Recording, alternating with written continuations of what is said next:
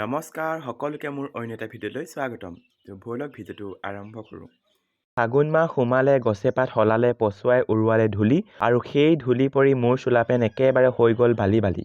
ইমানেই ধূলি হৈছে বৰষুণ নোহোৱাৰ ফলত মানে কাপোৰ কানি এদিনেই যি পিন্ধিব পাৰি আৰু তাৰপিছত বৰবাদ হৈ যায়।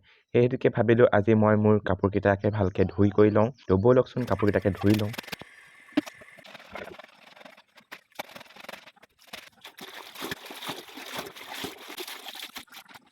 মোৰ লগতে মাৰ কাপোৰকেইটাও ধুই দিলোঁ আৰু কাপোৰকেইটা ধুই হোৱাৰ পিছত মাক দিলোঁ মেলিবলৈ। কাপোৰকেইটা ধুই হোৱাৰ পিছতে যেন মনটো অকণমান মুকলি মুকলি লাগিছে। বাৰু দিয়কচোন, এইফালে আকৌ চাওকচোন।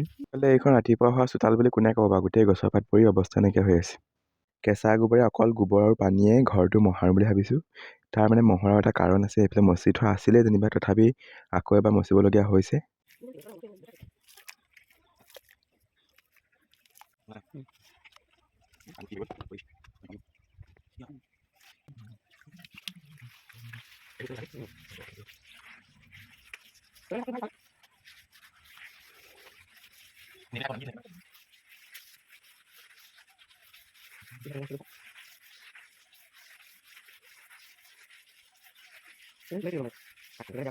কাৰণটো হ'ল বহুত ধূলি, সেই ধূলিৰ কাৰণেই অকল গোবৰে মচি দিছোঁ।